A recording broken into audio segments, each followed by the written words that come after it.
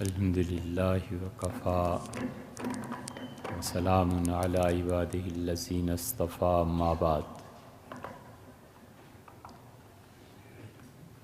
اللہ تعالیٰ نے اسلام کے متعلق قرآن کریم میں جتنی باتیں بھی بیان کی ہیں ان میں سب سے بڑا جملہ یہ فرمایا ہے کہ ان الدین عند اللہ الاسلام۔ لوگوں، اللہ کے نزدیک جس چیز کا نام دین ہے وہ اسلام ہے، اور بس۔ ایک جگہ فرمایا ہے کہ وَمَن يَبْتَغِ غَيْرَ الْإِسْلَامَ دِينًا، اور جو شخص بھی ہمارے پاس آئے گا اور وہ چاہتا ہے کہ کسی اور دین کو لے کر آئے اسلام کے خلاف، فَلَن يُقْبَلَ مِنْهُ، ہم اس سے اس کا دین قبول نہیں کریں گے۔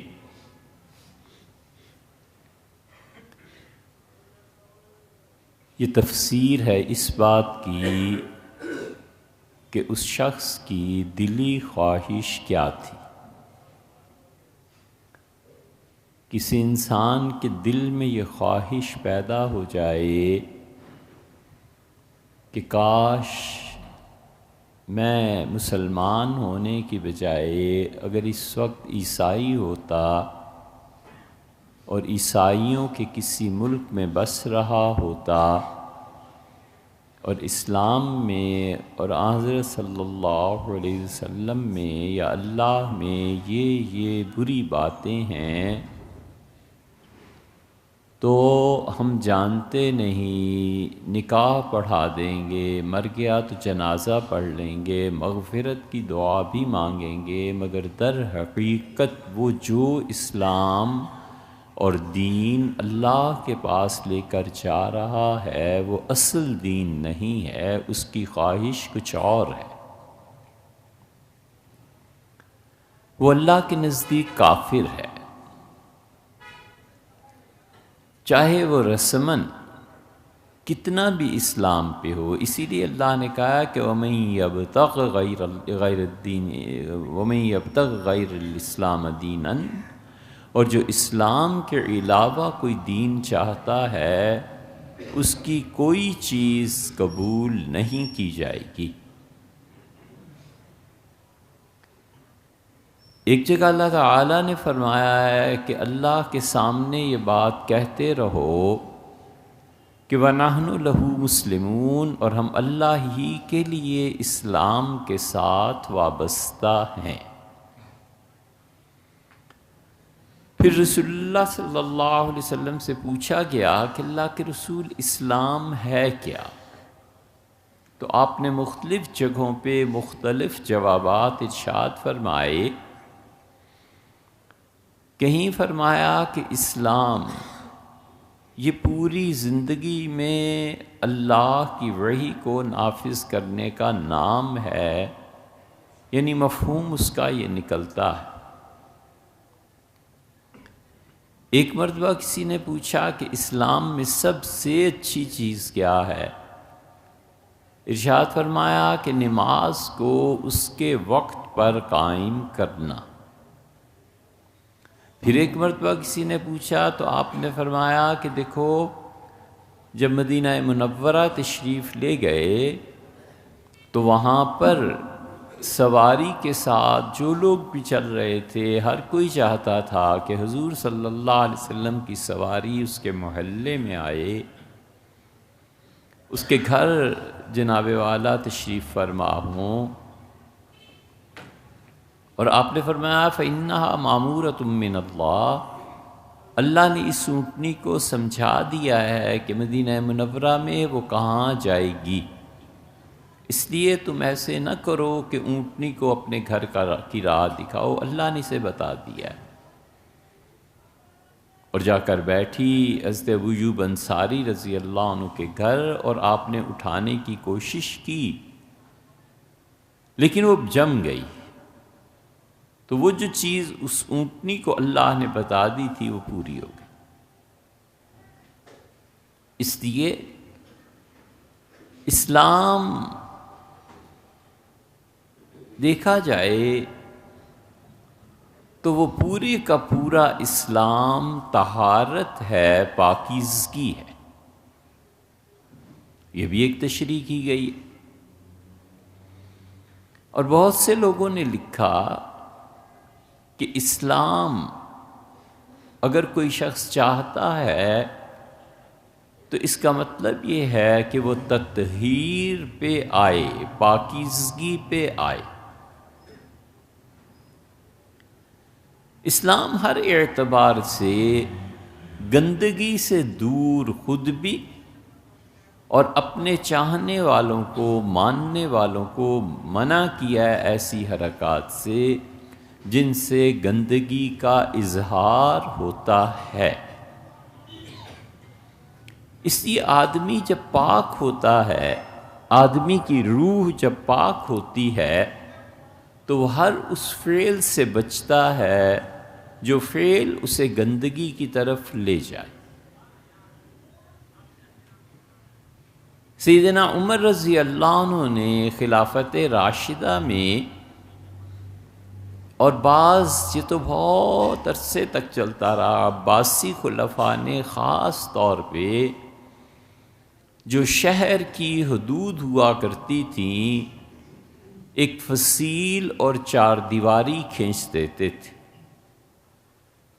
لاہور دیکھ لیں، بھاٹی دروازہ ہے، یہ فلاں دروازہ ہے، یہ دلی دروازہ ہے، دلی گیٹ ہے۔ دہلی کو دیکھ لیں تو وہ لمبی چوڑی فصیلیں اٹھا دیتے تھے تاکہ باہر والے اندر نہ آئیں اور اندر والے باہر نہ جائیں۔ شریعت نے اور اللہ نے یہ مزاج بتایا ہے، جو اس مزاج سے ہٹے گا قوم یا فرد، وہ ضرور دنیا کو برباد کرے گا، خود بھی اور دوسروں کو۔ دفاع مرد کے ذمے لگایا ہے کہ جو چیزیں تمہاری ملکیت میں ہیں تم نے دفاع کرنا ہے۔ بچے تمہارے ہیں اور ان کی حفاظت کوئی اور کرے، یہ کیا بات؟ بیوی تمہاری ہے اور حفاظت کوئی اور کرے، وہ کیوں؟ اسی لیے ایک آدمی نے آ کے عرض کیا اللہ کے رسول صلی اللہ علیہ وسلم سے کہ اللہ کے رسول، میری بیوی جو ہے لا یرد ید لامس، کسی ہاتھ چھونے والے کو مایوس نہیں کرتی۔ یہ کنایا تھا اس سے کہ اس کا کردار کیسا ہے۔ تو آپ نے فرمایا، اس نے کہا اللہ کے رسول مجھے اتنی شدید، اس لڑکے نے کہا محبت ہے، میں اسے چھوڑ بھی نہیں سکتا۔ فرمایا فم سکھا، پھر اس کی حفاظت بھی کرو۔ محبت ہے، نکاح ہے، اب اس کی حفاظت بھی کرو۔ اس کا اللہ کے رسول میں یہ کر نہیں سکتا۔ فرمایا طلقھا، پھر سے آزاد کر دو، یہ نکاح کی بندش توڑ دو۔ اور اسی طرح مرد کے ذمے لگایا کہ تم حفاظت بھی کرو گے اور تم کماؤ گے بھی۔ اسی لیے اللہ حق مہر کے متعلق فرماتا ہے کہ وَبِمَا أَنفَقُوا، اور اس لیے بھی مرد کو بڑا بنایا ہے کہ وہ پیسہ خرچ کرتا ہے، حق مہر میں بھی خرچ کرتا ہے اور گھر بھی لا کے دیتا ہے۔ اور عورت کے ذمے خدا نے نجی زندگی لگائی ہے، کیا پکے گا، گھر میں کیا ہوگا، کون آئے گا، کون نہیں آئے گا، اس میں اگرچہ شوہر کو بھی دخل ہے، مگر اصلاً عورت ہے کہ وہ کہتی ہے یہ رنگ خرید لیں، اس رنگ کو ایسے کر دیں، اس بچی کا رشتہ وہاں وغیرہ وغیرہ۔ ان سب چیزوں میں عورت کو اختیار دیا ہے کہ یہ تمہارا دائرہ کار ہے۔ اب جو بھی قوم یا فرد اس کو پلٹائے گا کہ کمائی تم کرو اور گھر کو میں سنبھال لوں، اور تم اپنی حفاظت کے لیے پستول رکھ کے جایا کرو اور میری بھی حفاظت کرنا، کوئی چور آ جائے تو میں کیا کروں گا؟ یہ سب چیزیں منع ہیں۔ بتا دیا کہ اس کا یہ کام ہے اور اس کا یہ کام، اور طہارت کا بتا دیا کہ اسلام پاکیزگی کا نام ہے، اور پھر اسے تقسیم بھی کیا ہے اور کہا دیکھو سب سے پہلے جو طہارت اور پاکیزگی مطلوب ہے وہ عقیدہ ہے، کیونکہ عقیدے کا اثر انسان کی طبیعت پر پڑتا ہے۔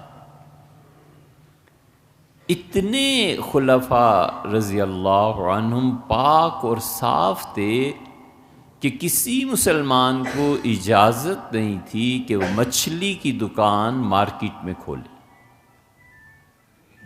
شہروں کے شہر مچھلی نہیں بکنے دیتے تھے۔ کسی کو اجازت نہیں تھی کہ لکڑی کا ٹال شہر میں بنائے، نہ، سرکاری حکم یہ تھا۔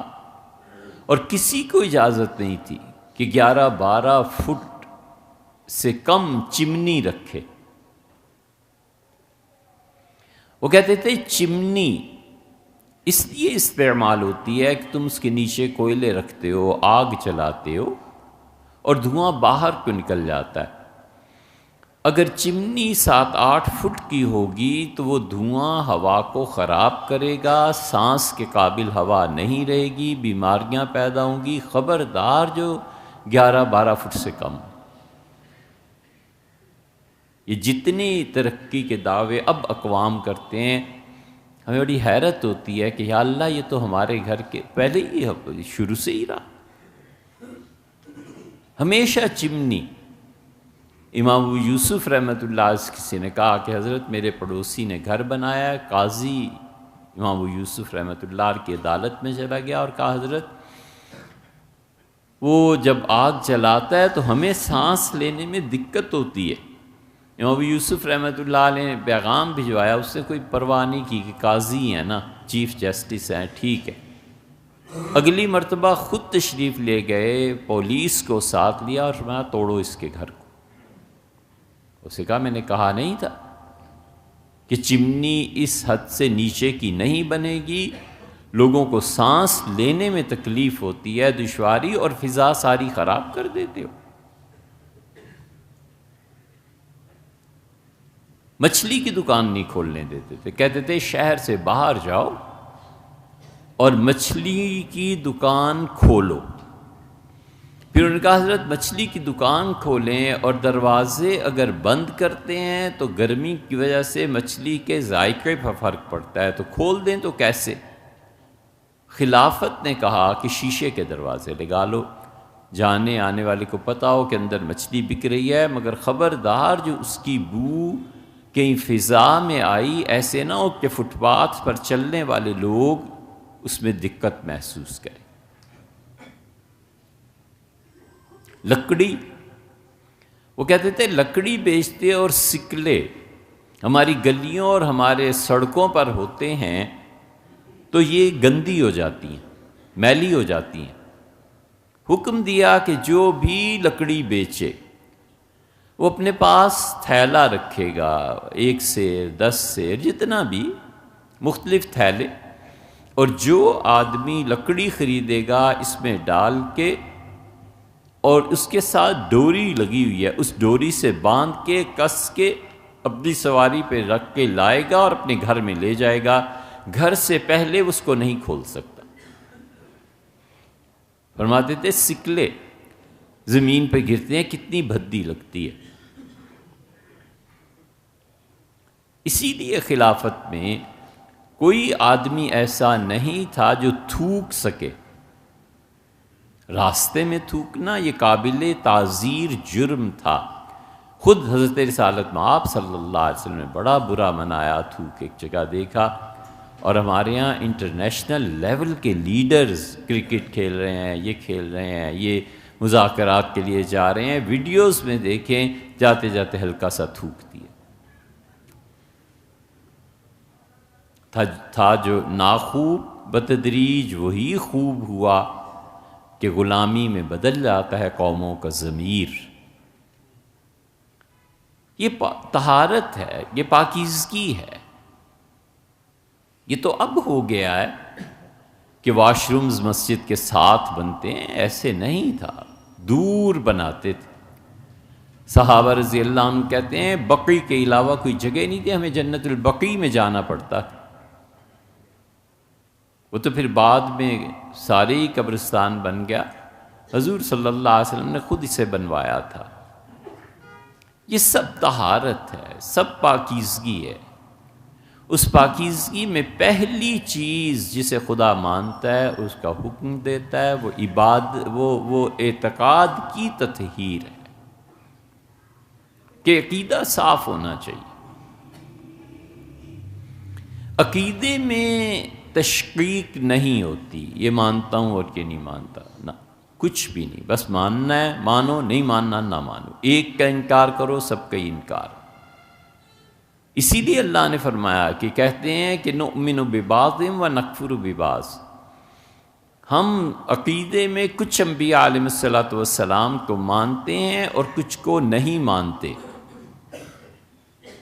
اللہ تعالیٰ فرماتے ہیں اولئک هم الکافرون حقا، یہ پکے کافر ہیں۔ اللہ کا اتنا کہہ دینا بھی کافی تھا کہ یہ کافر ہیں۔ اللہ تعالیٰ نے ہم جیسے لوگوں کی ذہنی پاکیزگی کے لیے فرما دیا کہ حقا، بالکل کھلے بندوں، خالص کافر ہیں۔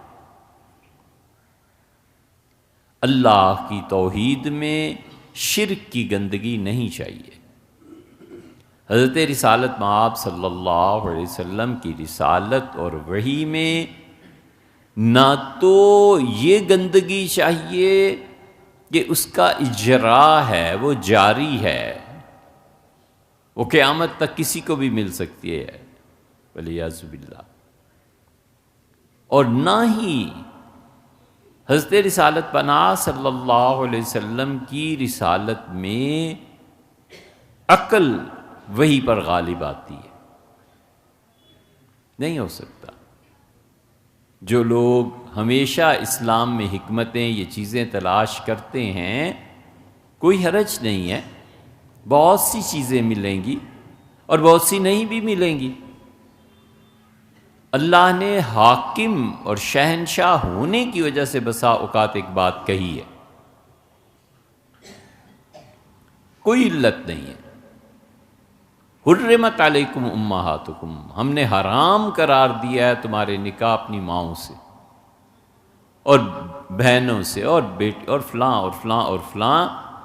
سوال یہ اٹھا کہ اللہ کے رسول، جو اولادیں ہو گئی ہیں ان حرام رشتوں سے، اب کیا بنے گا؟ اللہ نے کہا الا ما قد سلف، ہاں جو ہو گیا سو ہو گیا، بس اس کو اب بولنا نہیں ہے، چھوڑو۔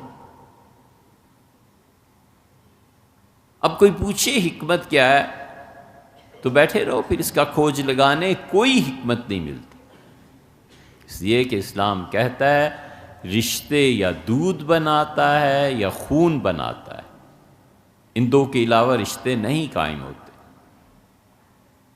عبادات میں اعتقاد کے بعد عبادات میں تطہیر ہے، عقائد میں تطہیر کا بتایا اور کہا پاک رکھنا ہے اپنے عقیدے کو۔ اب یہ جو عقل غالب آتی ہے اور خدا کے کہے کہ مقابل آ کر کھڑی ہو جاتی ہے، اس کا بھی حل ہے، ایسے نہیں ہے کہ اس کا حل نہیں ہے، مگر یہ چیز کہ وہ خدا کے دین کو منہدم قرار دے اور خدا کا دین اور عقیدہ انبیاء علیہ الصلوۃ والسلام کا لایا ہوا اس کے مقابلے میں پٹ جائے، ایسے نہیں ہے۔ جو چیز عقل میں نہیں آتی شریعت کی، یہ نہیں ہے کہ وہ عقل کے خلاف ہے، وہ عقل سے ماورا ہے، وہ اس درجے کی چیز ہے کہ انسانی عقل وہاں تک نہیں پہنچ سکتی۔ میٹا فزکس سب مانتے ہیں، سب اس کا اقرار کرتے ہیں۔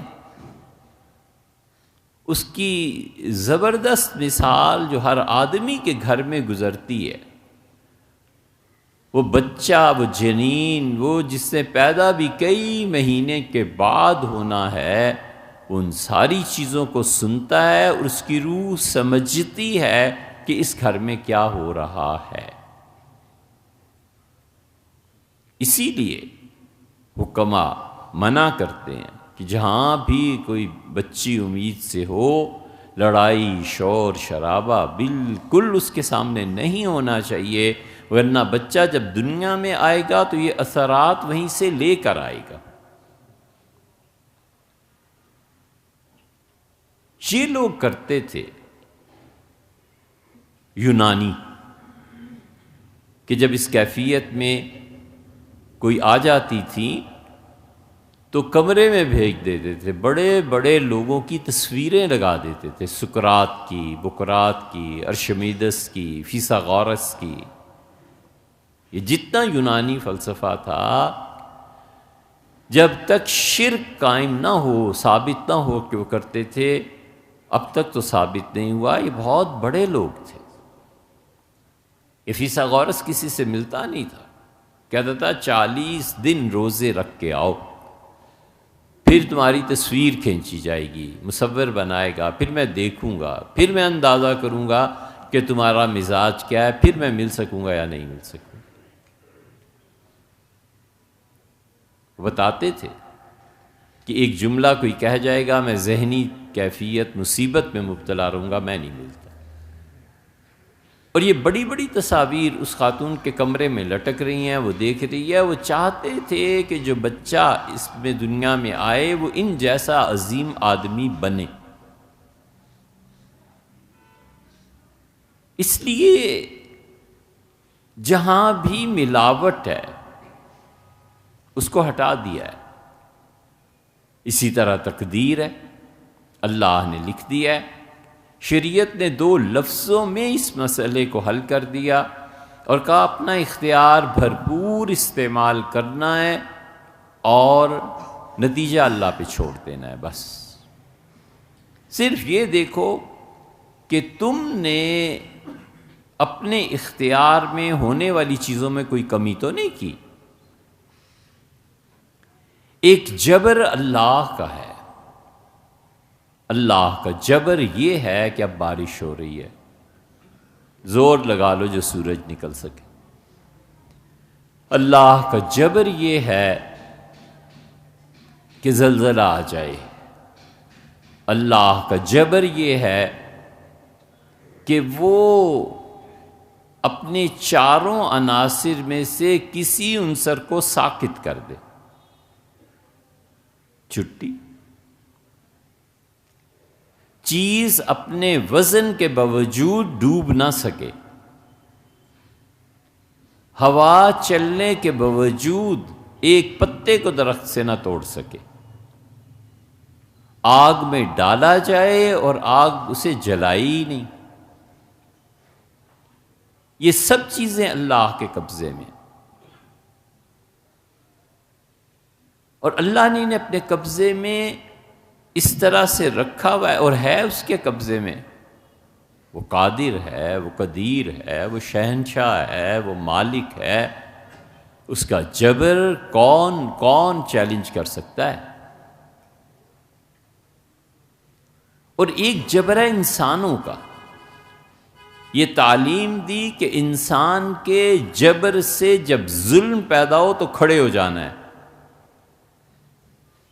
کسی کو اجازت نہیں ہے کہ وہ کسی کا ظلم برداشت کرے۔ جبر کی تعلیم دی کہ مر جاؤ مگر ظلم کے سامنے نہیں جھکنا۔ اسی لیے آپ قرآن پڑھیں تو اللہ کہتا ہے کہ فرعون نے اپنی قوم کو قتل کیا، فاستخف قومہ، اپنی قوم کو ڈرایا کہ اگر کچھ ایسی گڑبڑ کی نا، مسنگ پرسن، قتل، غارت گری۔ اللہ نے فرمایا قوم اس کے ظلم کے سامنے کھڑی نہ ہوئی۔